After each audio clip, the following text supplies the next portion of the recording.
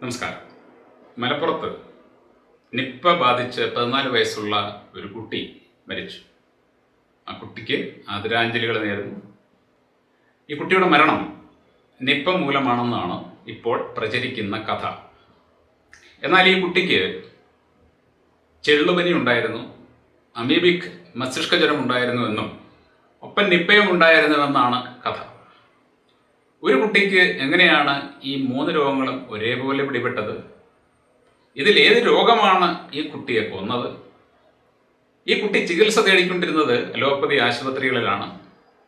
അവിടെ എങ്ങും തന്നെ ഈ പനികൾക്കൊന്നും മരുന്നില്ല. അപ്പോൾ അവരെന്ത് മരുന്നുകളാണ് ഈ കുട്ടിക്ക് കൊടുത്തത്? ഒടുവിൽ ഈ കുട്ടി ആസ്ട്രേലിയയിൽ നിന്ന് വരുത്തിയ ഏതോ പ്രതിരോധ മരുന്ന് കൊടുക്കുന്നതിന് മുമ്പ് ഹൃദയാഘാതം വന്ന് മരിച്ചു എന്നാണ് വാർത്തയിലുള്ളത്. നിപ്പ വൈറസ് ആണോ, ചെള്ളുപനിയാണോ, അമീബിക് മസ്തിഷ്കജ്വരമാണോ, അതോ ഇതിൻ്റെ എല്ലാം പേരിൽ ഈ കുട്ടിയുടെ ശരീരത്തിലേക്ക് കടത്തിവിട്ട ഏതെങ്കിലുമൊക്കെ മരുന്നുകളാണോ ഈ കുട്ടിയുടെ ജീവനെടുത്തുക എന്നുള്ളത് കൃത്യമായിട്ട് അറിയണമെങ്കിൽ ആരോഗ്യവകുപ്പ് അലോപ്പതി വകുപ്പല്ല എന്ന് സ്വയം മനസ്സിലാക്കിക്കൊണ്ട് ഇതിലൊരു അന്വേഷണം നടത്തണം. കുട്ടിയുടെ രോഗം തുടങ്ങിയത് മുതലുള്ള ഹിസ്റ്ററി ഇങ്ങോട്ടെടുത്ത് സ്റ്റെപ്പ് ബൈ സ്റ്റെപ്പായിട്ട് കുട്ടി എന്തൊക്കെ മരുന്നുകൾ കഴിച്ചിരുന്നു, എന്തൊക്കെ ചികിത്സയാണ് കൊടുത്തത്, കൊടുത്ത മരുന്നുകളുടെ പാർശ്വഫലം എന്തൊക്കെയാണ്, ഏതെങ്കിലും എക്സ്പെരിമെൻ്റൽ ഡ്രഗുകൾ കുട്ടിയുടെ ശരീരത്തിലേക്ക് കയറ്റിയിട്ടുണ്ടോ, ഈ കുട്ടിയുടെ ദേഹത്ത് ആരെങ്കിലും ക്ലിനിക്കൽ ട്രയൽ നടത്തിയിട്ടുണ്ടോ മുതലായ കാര്യങ്ങൾ പരിശോധിക്കണം. മരിച്ചു കഴിയുമ്പോൾ നിപ്പ മൂലമാണെന്നും അതിൻ്റെ പേരിൽ അവിടെ പതിവ് പോലെ ചില നാടകങ്ങൾ, ലോക്ക്ഡൗണുകളും ഐസൊലേഷനുകളും ഒക്കെ ഉണ്ടാക്കി ആൾക്കാരെ ഭയപ്പെടുത്തുന്ന പതിവ് നാടകം നടത്താതെ ആരോഗ്യമന്ത്രിക്ക് ആത്മാർത്ഥതയുണ്ടെങ്കിൽ, നിങ്ങൾ അലോപ്പതി മന്ത്രിയല്ല എന്ന് നിങ്ങൾക്ക് തോന്നുന്നുണ്ടെങ്കിൽ ഈ കുട്ടിയുടെ മരണം കൃത്യമായിട്ട് നിഷ്പക്ഷമായിട്ട് ഏതെങ്കിലും ഒരു സമിതിയെ കൊണ്ട് അന്വേഷിച്ച് റിപ്പോർട്ട് ഉണ്ടാകണം. ഞാനിങ്ങനെ പറയുന്നത്, കേരളം ഇന്ന് നേരിടുന്ന പ്രധാന പ്രശ്നം ഏതെങ്കിലും വൈറസോ രോഗമോ അല്ല, മറിച്ച് ചികിത്സാ ഭീകരതയാണ്. ഇന്നത്തെ പത്രത്തിൽ, ഇന്നത്തെ ഓൺലൈൻ മീഡിയകളിൽ ഞാൻ 2 വാർത്തകൾ കണ്ടു. ആരോഗ്യമന്ത്രി കാണാനോ പ്രതികരിക്കാനോ സാധ്യതയില്ലാത്ത 2 കേസുകളാണ്. കാരണം അവിടെ നിപ്പയോ കൊറോണയോ ഒന്നുമില്ല. നെയ്യാറ്റിൻകരയിലുള്ള കൃഷ്ണ എന്ന പേരുള്ള 28 വയസ്സുകാരിയായിട്ടുള്ള പെൺകുട്ടി കിഡ്നി സ്റ്റോണിൻ്റെ ചികിത്സയ്ക്ക് വേണ്ടി ഒരു ആശുപത്രിയിൽ പോയി. അവിടെ അവൾക്കൊരു ഇഞ്ചക്ഷൻ കൊടുത്തെന്നും ഇഞ്ചക്ഷൻ കൊടുത്തതിനെ തുടർന്ന് അവളുടെ ആരോഗ്യസ്ഥിതി മോശമായെന്നും അവൾ മരിച്ചുപോയി എന്നുമാണ് വാർത്തയിൽ. എന്ത് ഇഞ്ചക്ഷനാണ് അവൾ കൊടുത്തത്? കിഡ്നി സ്റ്റോണിന് വേണ്ടി ചികിത്സിക്കാൻ പോയ കൃഷ്ണയ്ക്ക് എന്ത് ഇഞ്ചക്ഷൻ കൊടുത്താണ് അവളെ കൊലപ്പെടുത്തിയത്? ഇതേക്കുറിച്ച് ആരോഗ്യമന്ത്രി എന്തെങ്കിലും പറഞ്ഞായിട്ട് നിങ്ങൾ കണ്ടോ? ഞാൻ കണ്ടില്ല. കൃഷ്ണയുടെ ജീവന് യാതൊരു വിലയുമില്ലേ? തീർന്നില്ല. കോഴിക്കോട്ട് നിന്ന് മറ്റൊരു വാർത്തയുണ്ട്. ഫാത്തിമ എന്ന പേരുള്ള 10 വയസ്സ് മാത്രം പ്രായമായ ഒരു പെൺകുട്ടി പനിക്ക് ചികിത്സിക്കാൻ പോയി ഒരു അലോപ്പതി ആശുപത്രി. അവിടുത്തെ ചികിത്സ ശരിയല്ലാതെ വന്നപ്പോൾ മറ്റൊരു അലോപ്പതി ആശുപത്രിയിലേക്ക് പോയി, കുറെ കൂടെ വലിയ ആശുപത്രി. അവിടെ അവർ ചികിത്സിച്ചു. ഫാത്തിമ മരിച്ചു. പനി ബാധിച്ച് മരിച്ചു എന്നാണ് വാർത്തയിലുള്ളത്. ഫാത്തിമ എങ്ങനെ മരിച്ചു? ഫാത്തിമയുടെ മരണകാരണം എന്താണ്? പനി ബാധിച്ച് ഒരാളും മരിക്കില്ല എന്നുള്ളത് ഈ നാട്ടിലെ ഒരുമാതിരി വിവരമുള്ളവർക്കൊക്കെ അറിയാം. പനി ഒരാളെയും കൊല്ലില്ല. പനിക്ക് ചികിത്സയുടെ പോലും ആവശ്യമില്ല എന്നുള്ളതാണ് റിയാലിറ്റി. പനി വന്നു കഴിഞ്ഞാൽ വീട്ടിൽ വിശ്രമിക്കുകയാണ് പഴമക്കാർ ചെയ്തിരുന്നത്. അവർക്ക് കഴിക്കാനായിട്ട് വളരെ ലഘുവായിട്ടുള്ള വേഗം ദഹിക്കുന്ന ഭക്ഷണം മാത്രമാണ് കൊടുക്കുക. പനി ബാധിച്ചിരിക്കുന്ന ഒരു ചിക്കൻ കറിയും പൊറോട്ടയും കൊടുക്കില്ല. അവനല്പം പൊടിയരിക്കഞ്ഞിയോ കരിക്കിൻ വെള്ളമോ പഴച്ചാറോ പച്ചവെള്ളമോ ഒക്കെയാണ് കൊടുക്കുന്നത്. ചില ആൾക്കാർ ഒന്നും കഴിക്കില്ല, ഉപവസിക്കും. 1 ദിവസം കൊണ്ടോ 2 ദിവസം കൊണ്ടോ ഏത് പനിയും വിട്ടുമാറും. എത്ര കടുത്ത പനിയും 1-2 ദിവസം കൊണ്ട് വിട്ടുമാറും. 3 ദിവസം 4 ദിവസം ഒക്കെ നീണ്ടു നിൽക്കുന്ന പനിക്ക് മാത്രമാണ് ചികിത്സ തേടിയിരുന്നത്. ആ ചികിത്സയും അലോപ്പതി ചികിത്സയായിരുന്നില്ല, ആയുർവേദമോ നാട്ടുവൈദ്യമോ ഹോമിയോ ആയിരുന്നു. ആ മരുന്നുകൾ കഴിച്ചതുകൊണ്ട് ഒരു വ്യക്തിക്കും രോഗം വഷളായിട്ടുമില്ല, ആരും മരിച്ചിട്ടുമില്ല. എന്നാൽ പനി ബാധിച്ച് അലോപ്പതി ആശുപത്രികളിൽ പോകുന്നവർ മാത്രമാണ് പനി മൂലം മരിക്കുന്നതായിട്ടുള്ള വാർത്തകളിൽ നമ്മൾ കാണുന്നത്.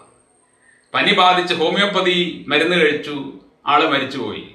പനി ബാധിച്ച് ആയുർവേദ മരുന്ന് കഴിച്ചു, ആൾ മരിച്ചുപോയി. അല്ലെങ്കിൽ പനി ബാധിച്ച് സിദ്ധവൈദ്യൻ്റെ മരുന്ന് കഴിച്ച് മരിച്ചുപോയി എന്ന വാർത്ത നിങ്ങൾ എവിടെയെങ്കിലും കണ്ടിട്ടുണ്ടോ? നിങ്ങൾ ഏത് പനി പറഞ്ഞോ എടുത്തോ, കൊറോണ ആയാലും നിപ്പ ആയാലും. ഇപ്പോൾ ഈ 14 വയസ്സുള്ള പയ്യനും അലോപ്പതി ആശുപത്രിയിൽ ചികിത്സയിലായിരുന്നു. അവിടെയാണ് മരിച്ചത്. ഫാത്തിമയും അലോപ്പതി ആശുപത്രിയിലായിരുന്നു ചികിത്സ. മരിച്ചു. ഏത് വൈറസാണ് ഫാത്തിമയെ കൊന്നത്? ഫാത്തിമ മരിച്ച ആശുപത്രിയിൽ ഫാത്തിമയെ കൊന്ന വൈറസ് മറ്റുള്ള ആൾക്കാർക്ക് ബാധിച്ചിട്ടുണ്ടോ എന്ന് ആരോഗ്യമന്ത്രി എന്തുകൊണ്ട് അന്വേഷിക്കുന്നില്ല? അന്വേഷിക്കണം. നമുക്കൊരു പുതിയ പേരിട്ട് അതിനെ വിളിക്കണം. ഇന്ന വൈറസ് കൊണ്ടാണ് മരിച്ചത്.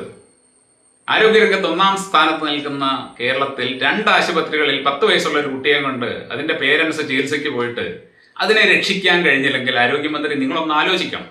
നിങ്ങളോട് ചെയ്യേണ്ടത് അലോപ്പതിക്ക് വേണ്ടിയുള്ള നിങ്ങളുടെ ഇപ്പോൾ തുടർന്നുകൊണ്ടിരിക്കുന്ന ഈ പ്രവൃത്തിയല്ല, മറിച്ച് ജനങ്ങളുടെ ആരോഗ്യത്തിന് വേണ്ടിയുള്ള സത്യസന്ധമായ പ്രവൃത്തിയാണ്. അത് ചെയ്യാൻ വയ്യാന്നുണ്ടെങ്കിൽ ദയവ് ചെയ്ത് നിങ്ങൾ ആ സ്ഥാനം ഉപേക്ഷിച്ച് പോകണം. ജനങ്ങളുടെ ആരോഗ്യത്തിന് വേണ്ടി പ്രവർത്തിക്കുന്ന ആരെയെങ്കിലും ആ സ്ഥാനത്ത് പിടിച്ചിരുത്തണം. ഇങ്ങനെയുള്ള പ്രശ്നങ്ങൾ, അതായത് പനി അല്ലെങ്കിൽ വൈറൽ പനി പോലെയുള്ള പ്രശ്നങ്ങൾ വരുമ്പോൾ ആയുഷിൽ അതിന് വളരെ ഫലപ്രദമായ ചികിത്സയുണ്ടെന്ന് നിങ്ങൾക്കറിയാം. എന്തുകൊണ്ട് നിങ്ങൾ ജനങ്ങളോട് അതേക്കുറിച്ച് പറയുന്നില്ല? ജനങ്ങൾക്ക് എന്തുകൊണ്ട് അതിനെക്കുറിച്ചുള്ള ബോധവൽക്കരണം കൊടുക്കുന്നില്ല? ഇനി നിപ്പയുടെ ഉറവിടം, വാർത്തകളിലുണ്ട് നിപ്പയുടെ ഉറവിടം കണ്ടെത്താനായിട്ടില്ല. അപ്പോൾ 6-7 കൊല്ലമായിട്ട് നിപ്പ വന്നു പോകുന്നുണ്ട്. പക്ഷെ നമുക്കറിഞ്ഞുകൂടാ എവിടെ നിന്നാണ് ഈ വൈറസ് വരുന്നത്. എന്നാൽ 2021 എങ്ങനെയാണ് മുഹമ്മദ് ഹാഷിം മരിച്ചത്? മുഹമ്മദ് ഹാഷിം എന്ന് പറയുന്ന പയ്യന് ഉണ്ടായ നിപ്പയുടെ ഉറവിടം എവിടെയാണെന്ന് ഞാൻ പറഞ്ഞു. ആരോഗ്യമന്ത്രി അലോപ്പതി മന്ത്രിയല്ല എന്ന് ചിന്തിക്കുന്നുണ്ടെങ്കിൽ നിങ്ങൾ നിഷ്പക്ഷമായിട്ട് അന്വേഷിച്ചാൽ എല്ലാം വളരെ വ്യക്തമായിട്ട് വെള്ളക്കടലാസിൽ നമുക്ക് പ്രിന്റ് ചെയ്ത് കിട്ടും. പക്ഷെ അതിന് സിൻസിയറായിട്ട് ശ്രമിക്കണം. അലോപ്പതിയുടെ ആളല്ല എന്ന് സ്വയം തീരുമാനിക്കണം. മുഹമ്മദ് ഹാഷിം മരിച്ചപ്പോൾ ഇവിടെ ഒരു കഥ പ്രചരിച്ചിരുന്നു. അതായത് അവൻ പറമ്പിൽ കിടന്ന ഏതോ പഴമെടുത്ത് കഴിച്ച് അതിൽ നിന്നാണ് വൈറസ് ബാധ ഉണ്ടായത്. നിങ്ങളൊന്ന് ആലോചിച്ച് നോക്കണം. ഒരു വ്യക്തിക്ക് ഒരു പനി ബാധിച്ചു. അയാളെ കൊണ്ട് ഒരു ആശുപത്രിയിൽ പോയി അവിടെ അവർ രക്തമൊക്കെ പരിശോധിച്ചപ്പോൾ അത് ഇന്ന വൈറസ് കൊണ്ടാണെന്ന് കണ്ടെത്തി. ഓക്കെ, സമ്മതിച്ചു. പക്ഷെ ആ വൈറസ് അയാളുടെ ശരീരത്തിലേക്ക് എങ്ങനെ കയറി എന്ന് ഒരാൾക്ക് എങ്ങനെ കണ്ടുപിടിക്കാൻ പറ്റും? അപ്പോഴാണ് ഉത്തരം കിട്ടാതെ വരുമ്പോൾ ഇവിടെ കഥകൾ മെനയുന്ന വിദഗ്ധന്മാരുണ്ട്. അവർ മെനഞ്ഞ കഥയാണ് മുഹമ്മദ് ഹാഷിം പറമ്പിൽ കിടന്ന് റംബൂട്ടാൻ എടുത്ത് കഴിച്ചു. അത് വവ്വാല് ചെപ്പിയത്. അങ്ങനെ അവന് വൈറസ് കിട്ടി. മുഹമ്മദ് ഹാഷിമിൻ്റെ പിതാവ് പറഞ്ഞു, എൻ്റെ മകൻ പറമ്പിൽ കിടക്കുന്ന യാതൊരു പഴങ്ങളും എടുത്ത് കഴിക്കില്ല. അയാൾ തന്നെ ഒരു മരംകയറ്റ തൊഴിലാളിയാണ്. അവൻ എന്തെങ്കിലും വേണമെന്ന് പറഞ്ഞു കഴിഞ്ഞാൽ ഞാനത് കയറി പറിച്ചുകൊണ്ട് കൊടുക്കും, ഇല്ല വാങ്ങിച്ചുകൊണ്ട് കൊടുക്കും. ഒരിക്കലും പറമ്പിൽ കിടക്കുന്നവൻ കഴിക്കില്ല. അദ്ദേഹം പറയാൻ 100% ശരിയാണ്. കാര്യം ഞങ്ങളുടെയൊക്കെ ചെറുപ്പത്തിൽ ഒരു 10-45 കൊല്ലമ്പലത്തെ കാര്യം പറയാം. ഇന്നത്തെ പോലെ വീടുകളിൽ സുഭിക്ഷമായിട്ട് ഭക്ഷണമൊന്നുമില്ല. നമ്മുടെ വയറ് നിറയും, എങ്കിലും നമ്മുടെ ഒരു വിശപ്പ് വെച്ച് അതൊന്നും പോരാ.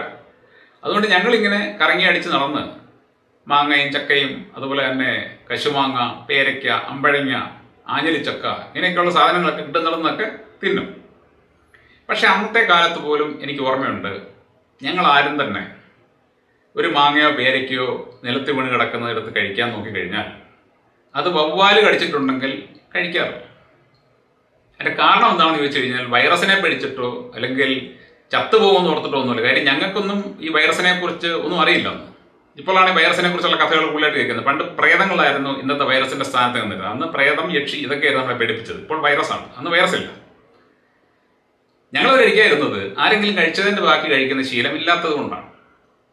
ആരെങ്കിലും കഴിച്ചതിൻ്റെ ബാക്കി, അവരുടെ തുപ്പൽ വരേണ്ടതിൻ്റെ ബാക്കി ഞങ്ങൾക്ക് വേണ്ട.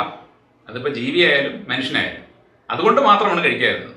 അപ്പോൾ അന്നത്തെ കാലത്ത് ഞങ്ങളെപ്പോലെയുള്ള ആൾക്കാർക്ക് എത്ര തിന്നാലും വിശപ്പടങ്ങാത്ത ആ കാലത്ത് ഞങ്ങളെപ്പോലെയുള്ളവർ അത് വേണ്ടാന്ന് വെച്ചിരുന്നെങ്കിൽ ഇന്നത്തെ കാലത്തെ കുട്ടികൾ ആരെങ്കിലും റോഡിൽ കിടക്കുന്ന ഒരു സാധനം എടുത്ത് തിന്നു. ഞാനിപ്പോൾ നമ്മുടെ നാട്ടിൽ കാണുന്നുണ്ട്, ഇഷ്ടം പോലെ മാങ്ങയോ അത് ഇതൊക്കെ ഒരു കുഴപ്പമില്ല വീണ് കിടന്നാൽ പോലും ആൾക്കാർ എടുക്കില്ല. അവർ കടയിൽ പോയിട്ടേ വാങ്ങുള്ളൂ. നമ്മുടെ മാവിലുണ്ടാകുന്ന 1-ാം തരം മാങ്ങ താഴെ വീണ് കിടന്നു കഴിഞ്ഞാൽ നാട്ടുകാർക്ക് വേണ്ട. അവർ പോയിട്ട് കടയിൽ നിന്ന് വാങ്ങുകയും കഴിക്കും. അവിടെ തമിഴ്നാട്ടിൽ നിന്ന് വരുന്ന വിഷമിട്ട് പഴുപ്പിച്ച മാങ്ങ ഉണ്ടെങ്കിൽ അത് വാങ്ങി കഴിക്കും. ഈ നല്ല മാങ്ങ തിന്നില്ല.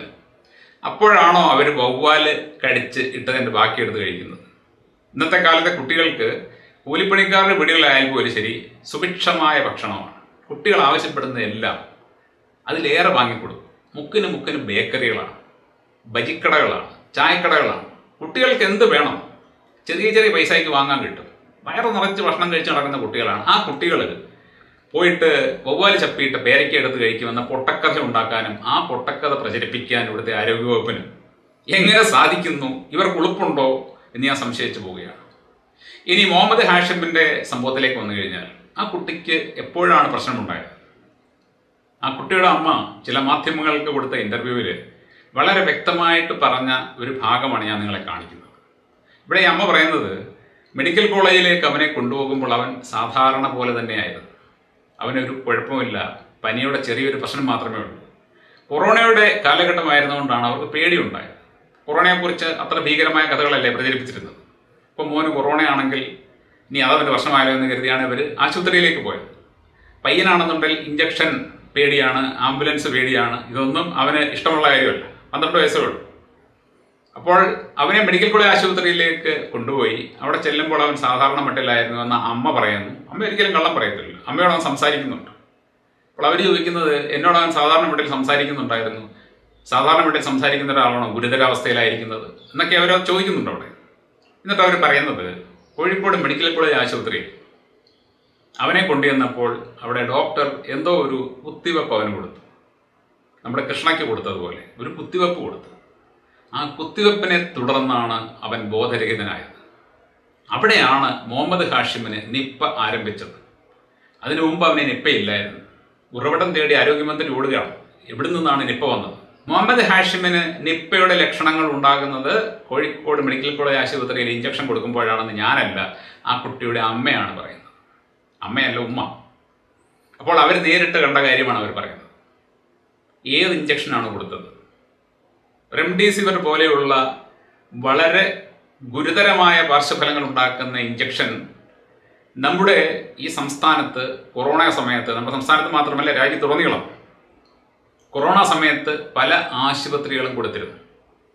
എന്നാൽ ഇത് വളരെയധികം ഡേഞ്ചറസ് ആയിട്ടുള്ളതും എക്സ്പെരിമെൻ്റലായിട്ടുള്ള ഒന്നുമാണെന്ന് കാരണം കൊണ്ട് കേന്ദ്ര സർക്കാർ ഇതിൻ്റെ ഉപയോഗം പരിമിതപ്പെടുത്തുകയും ഏതെങ്കിലും ഒരു ആശുപത്രിയിൽ ഒരു രോഗിക്ക് ഇത് കൊടുക്കുന്നുണ്ടെങ്കിൽ അതൊരു അറ്റകൈ പ്രയോഗമായിട്ട് മാത്രമായിരിക്കണമെന്നും അത് ഒരു ഡോക്ടർ എടുക്കുന്ന തീരുമാനത്തിൽ കൊടുക്കരുതെന്നും അവിടുത്തെ ഡോക്ടർമാരുടെ ഒരു കമ്മിറ്റി കൂടി അവർ തീരുമാനമെടുത്തിട്ട് മാത്രമേ ഇത് കൊടുക്കണോ വേണ്ടയോ എന്ന് തീരുമാനിക്കാവൂ എന്നുമൊക്കെയുള്ള ഗൈഡ് ലൈൻസ് കേന്ദ്ര സർക്കാർ ഇറക്കിയെങ്കിലും ഇതൊക്കെ അതുപോലെ തന്നെ നടക്കുന്നുണ്ടോ എന്ന് അവർക്ക് പോയി നോക്കാൻ പറ്റില്ലല്ലോ.